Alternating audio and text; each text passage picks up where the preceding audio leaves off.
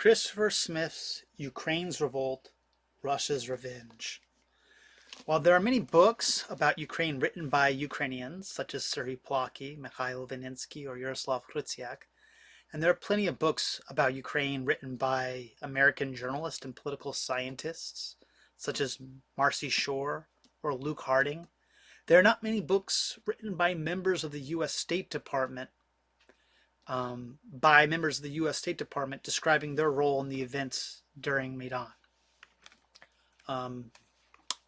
So while it is Smith himself, by his own account, did not have a particularly exceptional role in the events that had transpired, much more notable would be Victoria Nuland. Her name's much more famous, or the activists themselves who actually carried out the revolution. But what Smith does have to offer in his book, he describes in his introduction.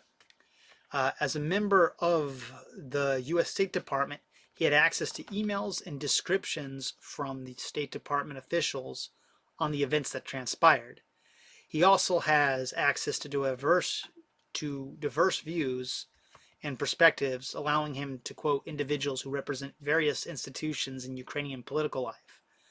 And he also had his own eyewitness testimony accompanied with the on-the-ground testimony of his colleagues. For a book written from the perspective of the U.S. State Department, there's no shortage of collaborative testimony as to what the U.S. State Department was doing. Well, it's not exactly unexpected that a member of the U.S. State Department would want to write a book about the Ukrainian Revolution and about the succeeding war. It is important to note that there's a lot of assumptions about the U.S.'s role that Christopher Smith does a good job countering, if not disproving. We can start with some basic claims, like Sergei Glaziev claimed that the embassy was training and arming Maidan activists on page 183. Smith addresses this myth, but dismisses it, since according to him, it's actually impossible for them to have effectively armed and trained them from within the embassy. The building is an embassy, and it's not really designed for that kind of tactical function. This is one of his arguments.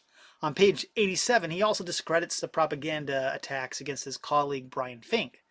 He explains that Brian Fink's work with U.S. aid was well known and documented and did not meet the description of what was being claimed by Ola Tissariev.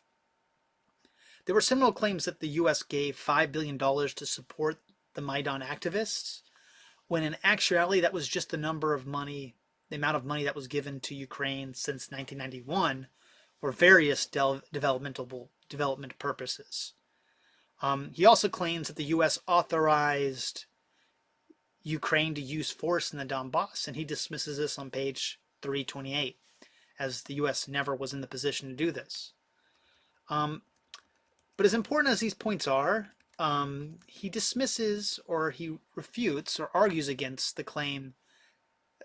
But as important as these points are, the more important point is that Smith argues that the claim that the U.S. orchestrated a coup in Ukraine is a myth.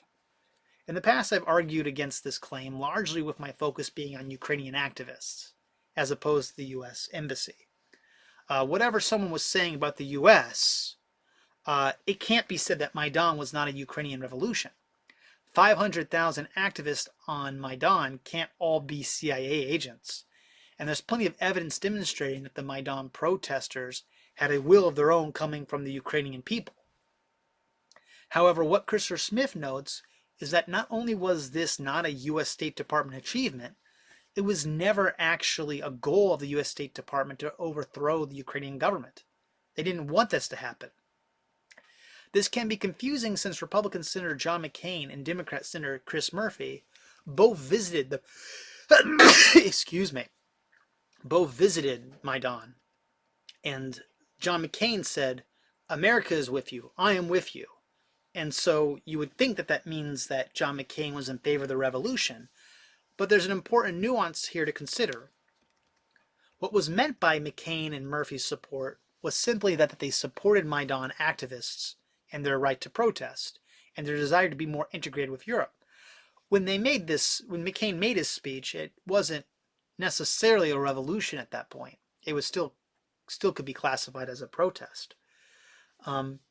Their desire for Ukraine to be more integrated with Europe and the IMF was also not a secret, nor was it a surprise, as it would actually make doing trade with Ukraine more profitable and transparent for the U.S. This was in the U.S.'s interests. As a member of the U.S. State Department, Christopher Smith's work, mostly concerning the economics of intellectual property right, is relevant to U.S. interest because it assures that American software engineers and artists are paid for their work. And it also assures that Ukrainian artists are paid for their work. Well, according to some, this is perhaps an overreach in political ambition, since the U.S. did want to change policy in Ukraine. But what they were advocating for was not a coup or even a revolution. Rather, what they were advocating for was diplomacy or a negotiated settlement, that is, with the government and the protesters. They called on both sides to not use violence, and according to Smith, they were perfectly willing to accept defeat. There was no mandate from the U.S. that the Ukrainian people accept the European integration. While Russian activists make these accusations against the U.S. State Department's involvement in Maidan, it's worth noting that the U.S. was not doing anything that Russia wasn't already doing the equivalent of, or worse. This is, of course, the case with the actual invasion that Russia did in Crimea and the Donbass. But it's also true with the events prior to that as well. In fact, everything Russia claimed the U.S. was doing, they in fact did themselves. Russia actually paid and bused protesters to execute coups in eastern Ukraine. This is mentioned on page 299 to 300. Russia actually sent military forces and FSB agents to stir up activism and trouble in eastern Ukraine.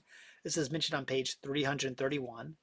Russia gave money to their desired political candidates and orchestrated an overthrow of Ukraine's elected officials. This is mentioned on page 269 to 271.